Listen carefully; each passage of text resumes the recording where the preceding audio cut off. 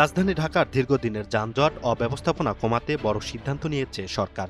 ঢাকার ভিতরে থাকা 4টি প্রধান আন্তনগর বাস টার্মিনাল সরিয়ে নেওয়া হচ্ছে শহরের বাইরে।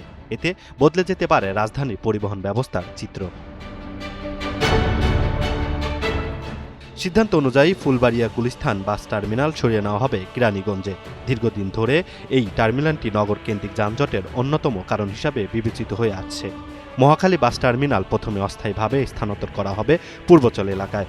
পরবর্তীতে স্থায়ীভাবে এটি টঙ্গীর কাছাকাছি নির্ধারিত স্থানে নেওয়া হবে। সরকারের পরিকল্পনা অনুযায়ী আধুনিক সুযোগ সুবিধা সম্মিলিত নতুন টার্মিনাল তৈরি করে ধাপে ধাপে এই স্থানান্তর সম্পূর্ণ করা হবে। অন্যদিকে গাবতলী আন্তনগর বাস টার্মিনাল সরিয়ে নেওয়া হবে হেমায়তপুর এলাকায়। উত্তর ও পশ্চিমাঞ্চলগামী বাসগুলোর বড় অংশ এই টার্মিনাল ব্যবহার করায় আশপাশের সড়কে দীর্ঘ যানজট সৃষ্টি হয়।